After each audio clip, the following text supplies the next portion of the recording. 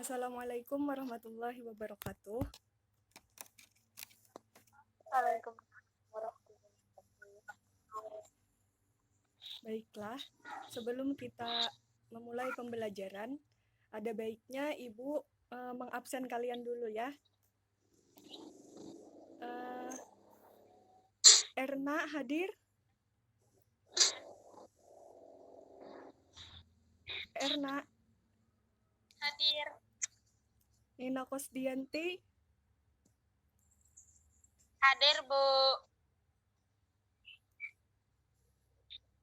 Cindy Priyanita, Hadir, Bu. Siti Maimunah, Hadir, Bu. Sri Ayu, Hadir, Bu. Alhamdulillah hari ini hadir semua ya. Langsung saja, sebelum kita memulai pembelajaran hari ini, marilah kita bersama-sama membaca doa. Baca doa dimulai.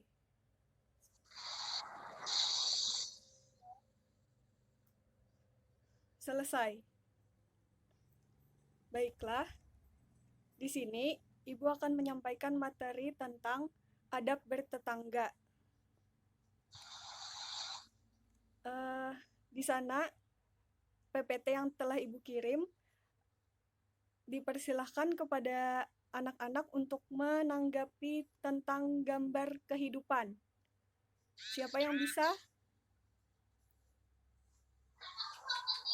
Belum, Bu. Ya, silahkan Siti Maimunah. Maaf ya, Bu. Suaranya agak bindang, soalnya lagi sakit. Ya, cepat sembuh ya Maimunah. Ya, dipersilahkan. Di situ ada gambar di lingkungan masyarakat. Terus ada orang lagi sedang bersalaman. Ya. Ada 3 orang, 2-nya lagi bersalaman.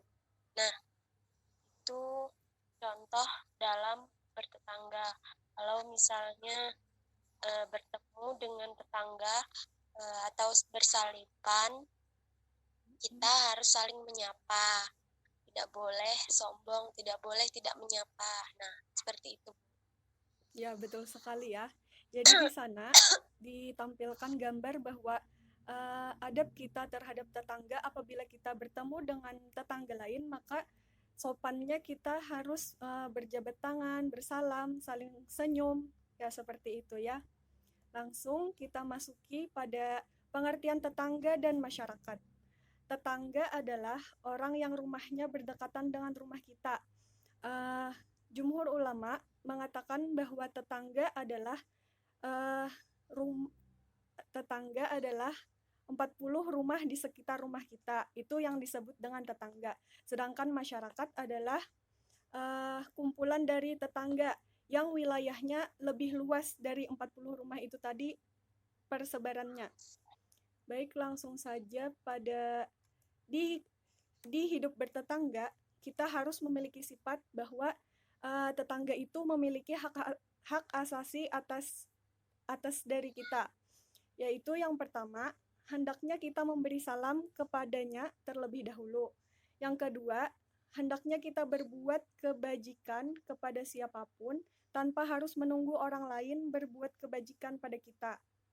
Yang ketiga, hendaknya kita mengembalikan hak adami seperti membayar hutang, mengembalikan barang orang lain yang kita pinjam dari mereka. Kemudian yang keempat, ada hendaknya kita mengunjungi jika ada yang sakit. Kemudian hendaknya kita memberi ucapan selamat jika mereka bergembira dan memberikan ucapan takziah jika mereka merasa kesusahan. Nah, yang selanjutnya yaitu hendaknya kita menutupi segala kekurangannya dan melindungi dari segala kesulitan semampu kita. Selanjutnya juga hendaknya berhadapan dengan mereka selalu dengan senyum dan penuh hormat. Baik, kita masuki yang selanjutnya. Bentuk akhlak atau adab kita terhadap tetangga, yaitu yang pertama, tidak menyakiti tetangga, bahkan kita harus memuliakannya. Kemudian yang kedua, kita harus berwajah yang ceria saat bertemu dengan dia. Kemudian yang ketiga, menolong tetangga saat dalam kesusahan. Kemudian memberikan penghormatan yang istimewa. Kemudian yang kelima, memberikan permohonan maaf apabila kita memiliki salah dan khilaf kepada tetangga. Kemudian menasehati tetangga apabila ada suatu masalah di lingkungan kita.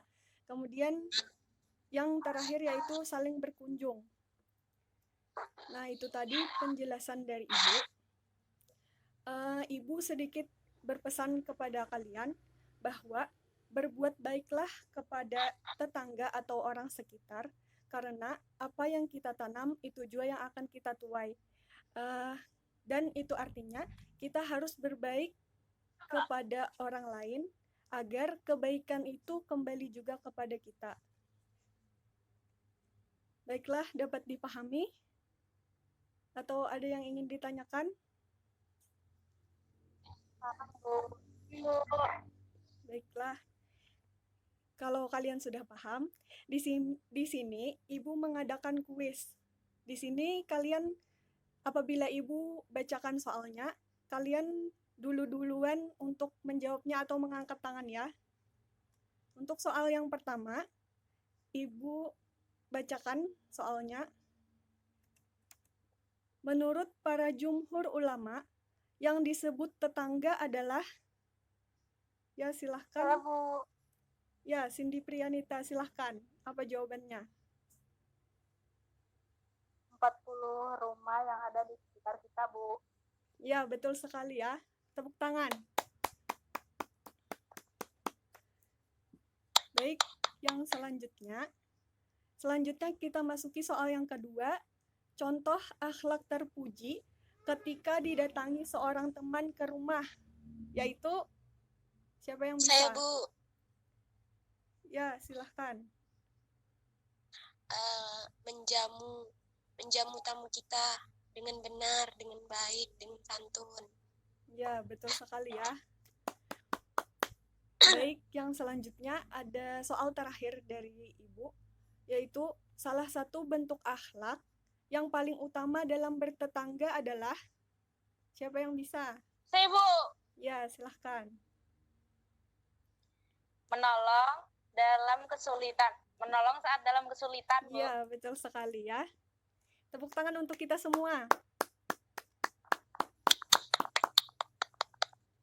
Nah, untuk kita lebih memahami dalam materi ini, Ibu ada tugas lagi untuk kalian, tapi tugas ini dalam bentuk kelompok ya. Ibu akan membagi tugas kelompok ini menjadi 2 kelompok, yaitu untuk kelompok pertama, ada Sri Ayu, ada Nina Kosdianti, dan Siti Maimunah. Dan kelompok kedua ada Cindy Priyanita dan Erna. Baik, Ibu akan bacakan untuk kelompok 1.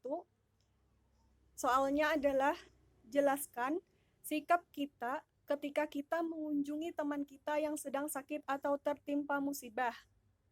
Tahan dulu, jangan dijawab dulu. Kemudian soal untuk kelompok 2, mengapa kita diharuskan berbuat baik kepada tetangga? Nah, tadi kan sudah Ibu bacakan soalnya. Di antara 2 kelompok ini, siapa yang akan duluan menjawabnya?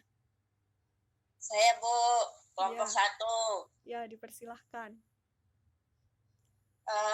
Menurut saya, Bu, ada 7.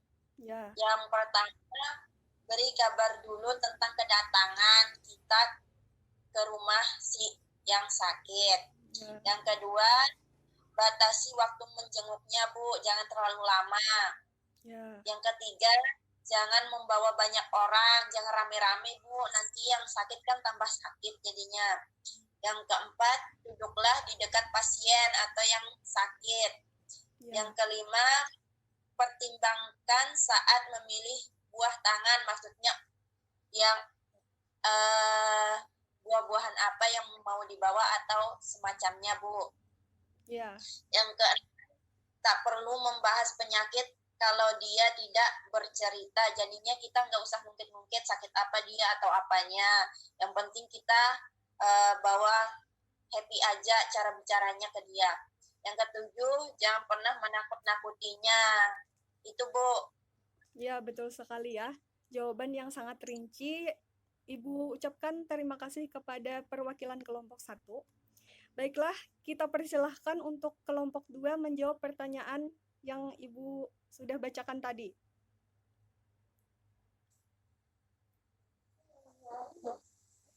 Ya, silahkan. Jadi belum perwakilan dari kelompok 2, Bu.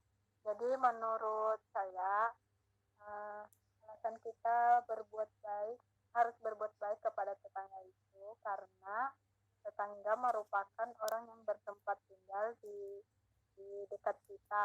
Jadi sehingga kita kalau suatu hari mendapat masalah, maka tetanggalah yang akan menolong kita. Kalau misalkan kita berbuat jahat kepada mereka, belum tentu mereka mau menolong kita. Mungkin itu saja, Bu. Ya, bagus sekali ya jawabannya. Kita berikan tepuk tangan untuk 2 kelompok ini.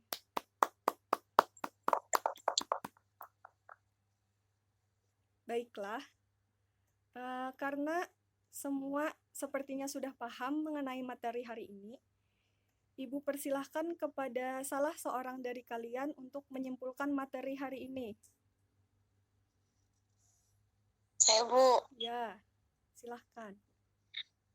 Jadi, kita sebagai manusia, alangkah baiknya dalam bertetangga itu harus bersikap baik, bersikap santun, bersikap sopan. Kalau misalnya ada yang sakit, kita menjenguk. Kalau ada yang memiliki kesulitan, kita membantu. Jika kita didatangin tamu, kita alangkah baiknya menjamu tamu kita dengan baik juga, dengan sopan, layaknya tamu kita itu sebagai raja. Seperti itu, Bu. Ya, itu tadi betul sekali ya. Makanya kita hidup bertetangga harusnya saling tolong-menolong, harus saling mengasihi, menyayangi. Kemudian kita harus mengerti bagaimana tetangga kita itu sifatnya, segala perbuatannya. Apabila tetangga itu mengalami kesusahan tadi, kita tolong. Ya, seperti itu ya. Baiklah, karena pembahasan hari ini alhamdulillah kalian sudah memahaminya. Di sini untuk minggu depan ini Ibu beri tugas individu ya. Tugas individu nanti akan Ibu kirimkan ke kontak kalian semua ya. Akan dikumpulkan pada minggu depan pada pertemuan kita yang selanjutnya. Baiklah, sebelum kita menutup pembelajaran pada hari ini, marilah kita bersama-sama membaca doa. Baca doa dimulai.